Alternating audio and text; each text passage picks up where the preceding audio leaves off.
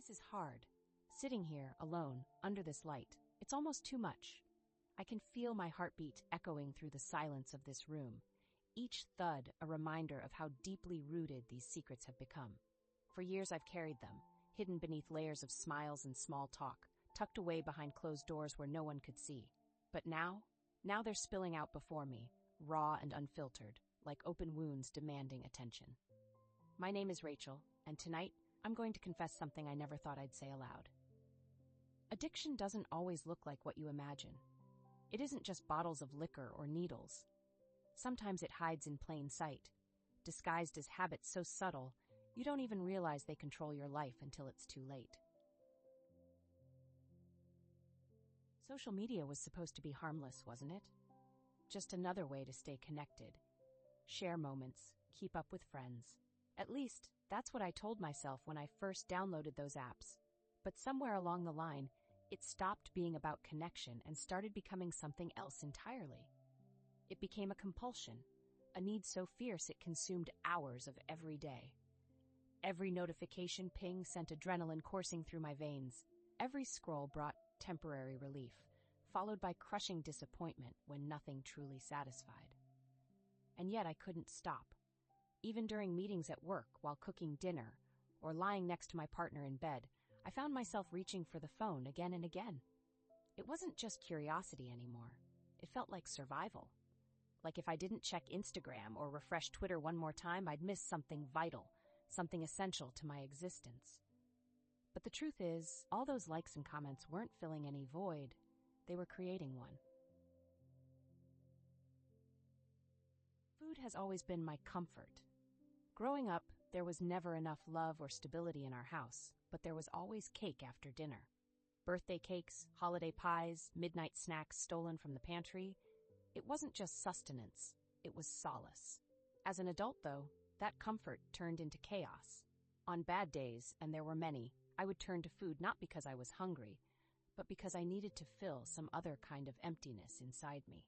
Chocolate bars became Band-Aids, chips became coping mechanisms, and entire pints of ice cream served as silent confidants.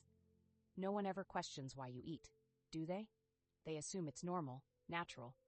So I let myself indulge, thinking it was harmless, but deep down I knew better. After each binge came shame, guilt, and promises to change that I never kept. Food wasn't the problem, it was the symptom. The real issue was the pain I refused to confront head-on. Shopping used to make me feel powerful. Walking into stores, browsing racks of beautiful things, it gave me a sense of control, like I could buy happiness, one item at a time. At least, that's what I convinced myself. In reality, it was another addiction, masquerading as self-care. When life got overwhelming, when stress weighed heavy on my shoulders, I clicked Add to Cart without hesitation. Each purchase was a quick fix, a momentary high that distracted me from whatever was really bothering me. But then the packages arrived and reality set in. Boxes upon boxes of things I didn't need, couldn't afford, and wouldn't use sat untouched in my closet, mocking me. I tried to justify it, telling myself I deserved nice things, that retail therapy was valid, but deep down, I knew the truth.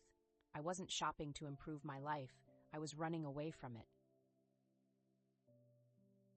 Work was always my safe haven. From the moment I landed my first job, it became more than just a means to pay the bills. It became my identity. Success wasn't optional. It was mandatory. I told myself I was ambitious, driven, unstoppable. What I didn't realize was that I wasn't working to live. I was living to work.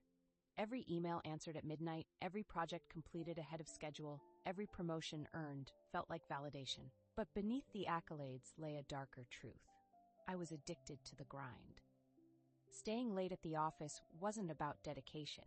It was about avoiding the loneliness waiting for me at home. Missing family dinners wasn't about commitment. It was about escaping the emptiness inside me. And when weekends rolled around, instead of resting, I filled them with side hustles and networking events, convincing myself I was building something meaningful. But deep down, I knew I was running from feelings I couldn't face, and truths I wasn't ready to confront. Exercise started as a way to take care of myself, a promise to prioritize my health after years of neglect. At first, it worked wonders. The endorphins made me feel alive, strong, capable. But somewhere along the way, it stopped being about wellness and started becoming obsession. Pushing myself harder, faster, longer became the norm. If I skipped a day, guilt would consume me. If I didn't see results immediately, frustration would drive me to push even further. My body began to rebel.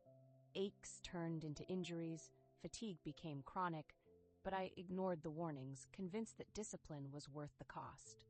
Friends commented on how fit I looked, but their compliments rang hollow because I knew the truth. Beneath the toned muscles and glowing skin hid a woman desperate to control something, anything, in a world that often felt chaotic and unpredictable. Sugar has been both my best friend and my worst enemy. Growing up, desserts were rewards, for good grades, for finishing chores, for simply behaving well. As an adult, they became my coping mechanism.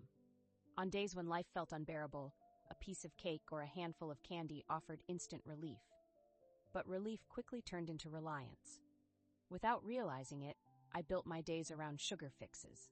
Stopping at coffee shops for caramel lattes, keeping emergency snacks in my purse, baking late at night when insomnia struck. It wasn't just about taste anymore. It was about numbing the pain, quieting the noise in my head. Yet, every indulgence left me feeling worse, not just physically, but emotionally. The crash after the high was brutal, leaving me lethargic and ashamed. Still, I kept going back for more, trapped in a cycle I couldn't seem to break. Perfectionism isn't something people typically think of as an addiction, but trust me, it's just as consuming. For as long as I can remember, I've chased flawlessness in everything I do. School assignments had to be immaculate, presentations flawless, relationships picture perfect. Failure wasn't an option, it was a failure of character.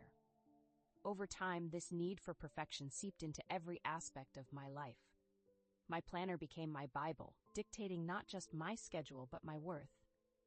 If I missed a deadline or made a mistake, panic would set in, followed by hours of self-criticism.